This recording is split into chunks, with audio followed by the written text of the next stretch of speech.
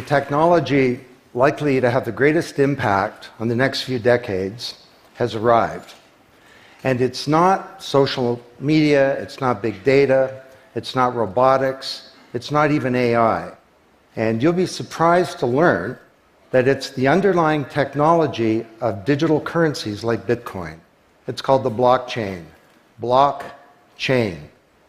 Now, it's not the most sonorous word in the world, but I believe that this is now the next generation of the internet, and that it holds vast promise for every business, every society, and for all of you individually.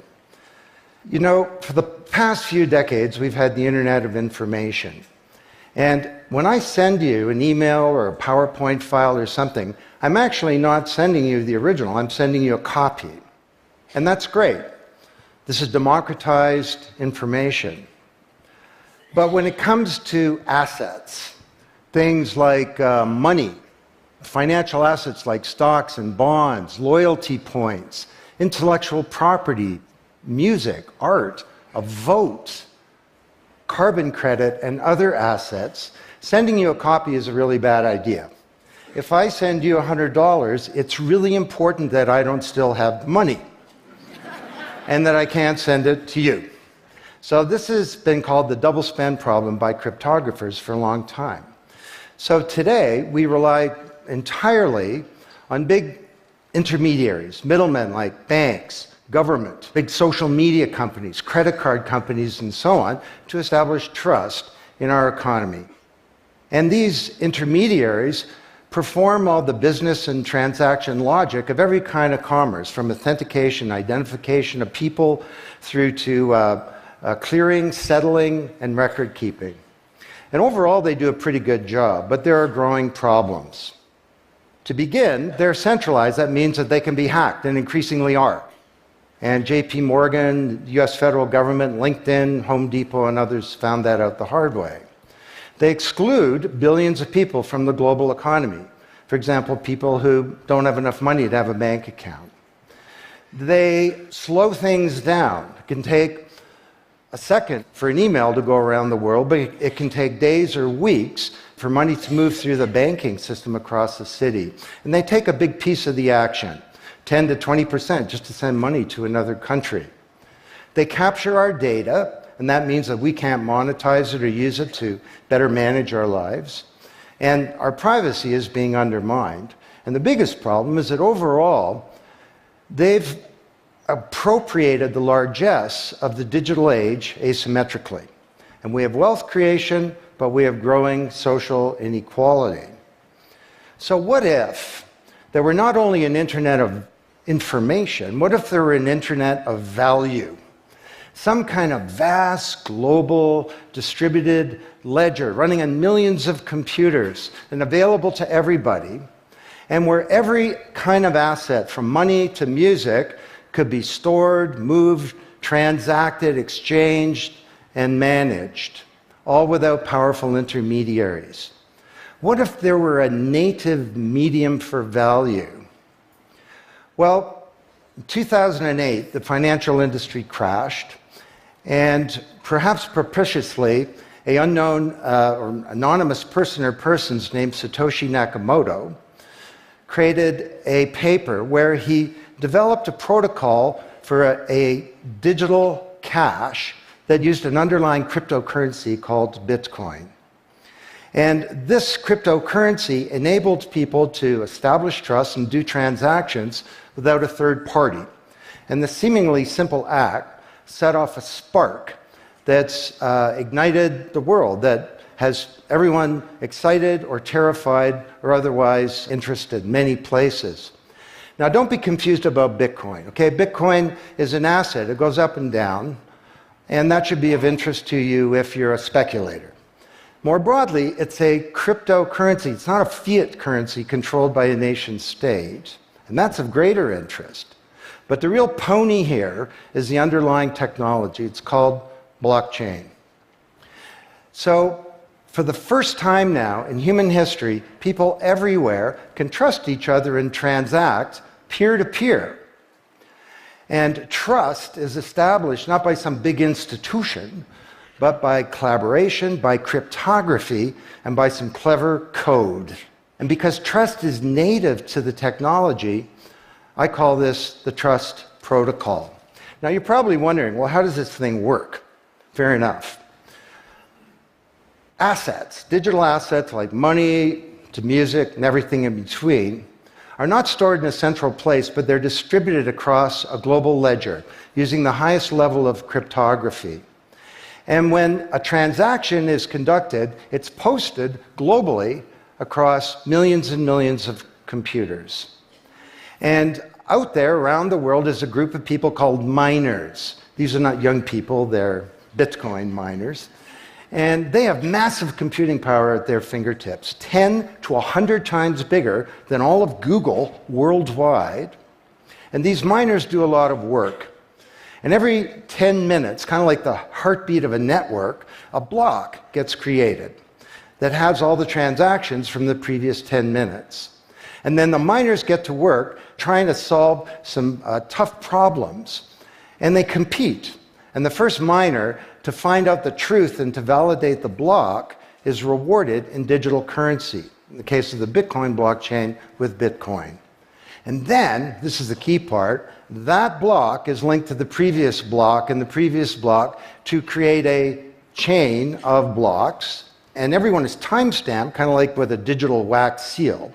So if I wanted to go and hack a block and say, pay you and you with the same money, I'd have to hack that block, plus all the preceding blocks, the entire history of commerce on that blockchain, not just on one computer, but across millions of computers simultaneously, all using the highest levels of encryption in the light of the most powerful computing resource in the world that's watching me.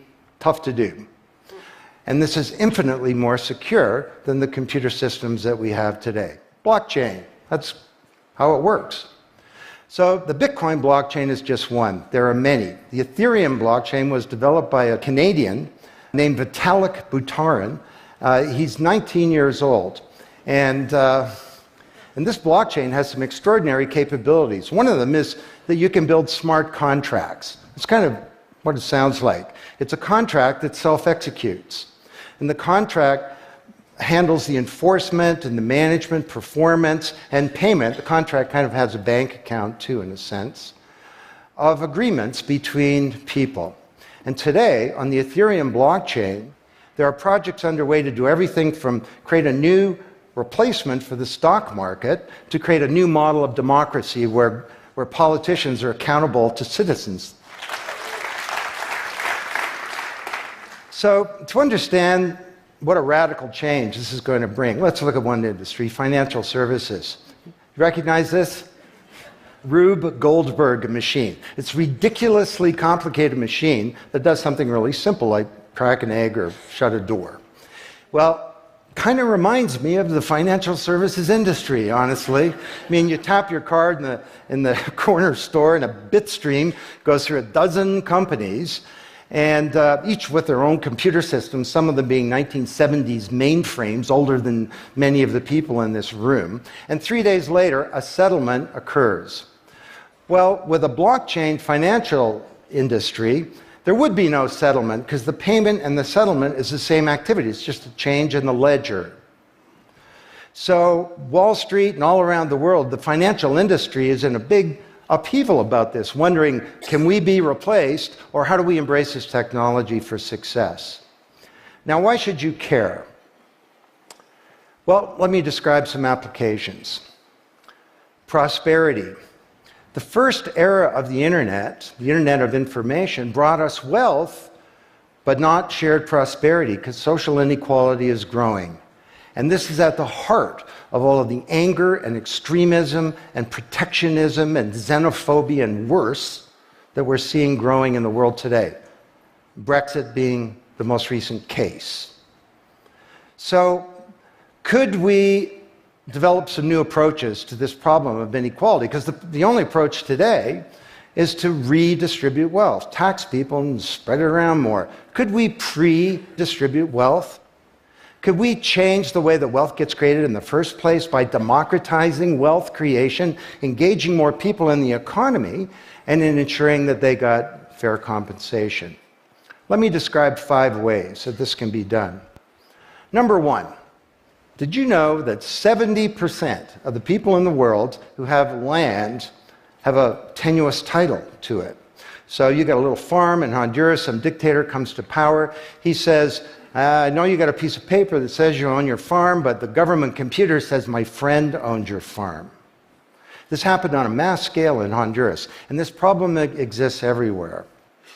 Hernando de Soto, the great Latin American economist, says this is the #1 issue in the world in terms of economic mobility, more important than having a bank account.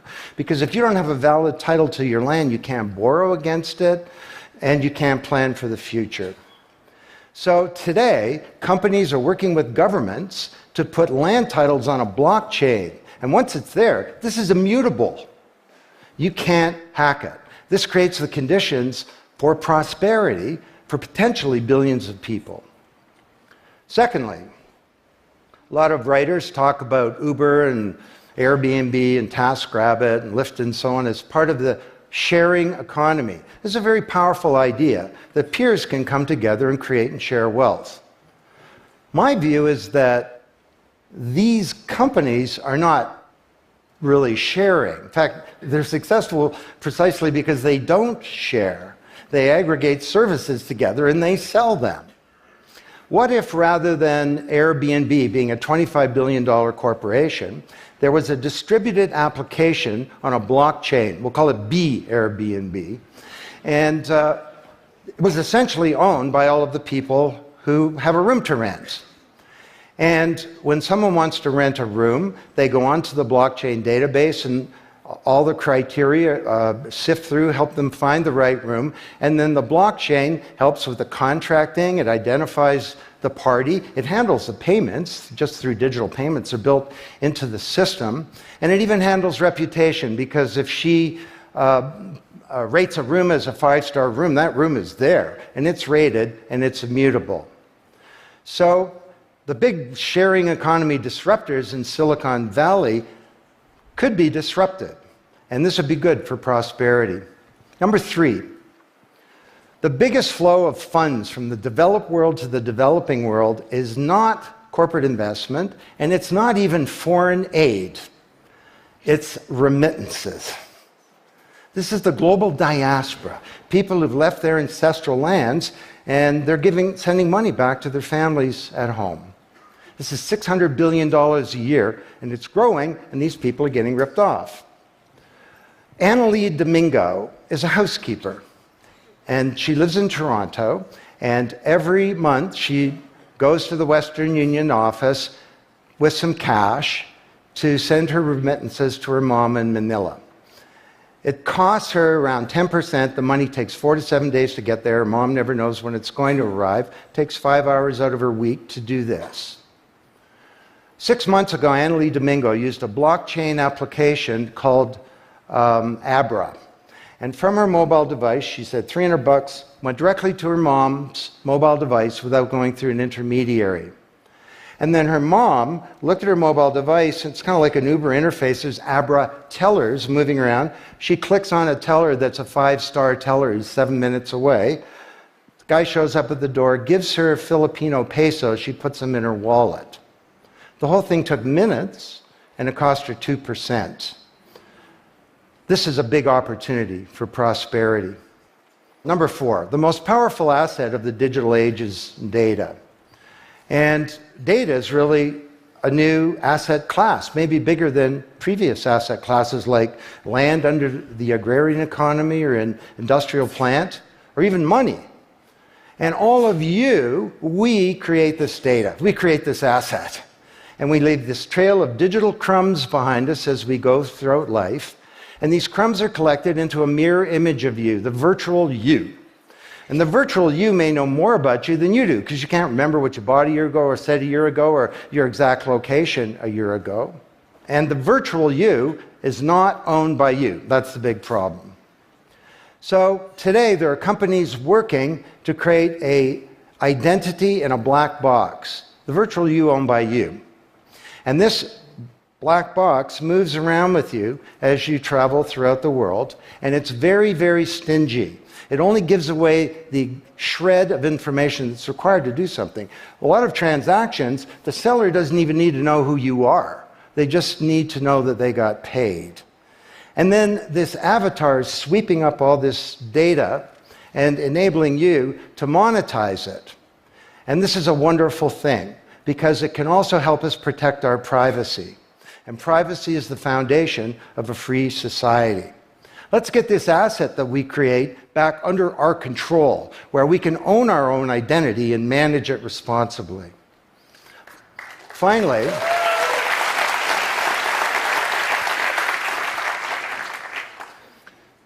number 5, there are a whole number of creators of content who don't receive fair compensation because the system for intellectual property is broken. It was broken by the first era of the internet. Take music. Musicians are left with crumbs at the end of the whole food chain. You know, if you're a songwriter, 25 years ago you wrote a hit song, it got 1 million singles, you could get royalties of around $45,000. Today you're a songwriter, you write a hit song, it gets 1 million streams, you don't get $45K, you get $36. Enough to buy a nice pizza. So Imogen Heap, the Grammy-winning singer-songwriter, is now putting music on a blockchain ecosystem. She calls it mycelium. And the music has a smart contract surrounding it. And the music protects her intellectual property rights. You want to listen to the song, it's free, or maybe it's a few microcents flow into a digital account. You want to put the song in your movie, that's different, and the IP rights are all specified. You want to make a ringtone, that's different. She describes that the song becomes a business. It's out there on this platform, marketing itself, protecting the rights of the author, and because the song has a payment system, in a sense a bank account, all the money flows back to the artist, and they control the industry rather than these powerful intermediaries. Now this is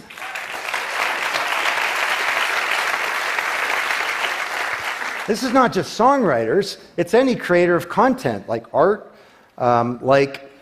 inventions, scientific discoveries, journalists. There are all kinds of people who don't get fair compensation, and with blockchains, they're going to be able to make it rain on the blockchain, and that's a wonderful thing.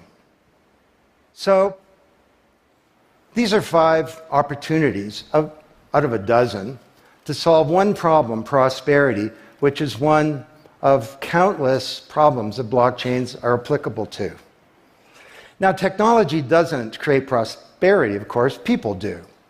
But my case to you is that, once again, the technology genie has escaped from the bottle, and it was summoned by an unknown person or persons at this uncertain time in human history. And it's giving us another kick at the can, another opportunity to rewrite the economic power grid and the old order of things, and to solve some of the world's most difficult problems, if we will it. Thank you.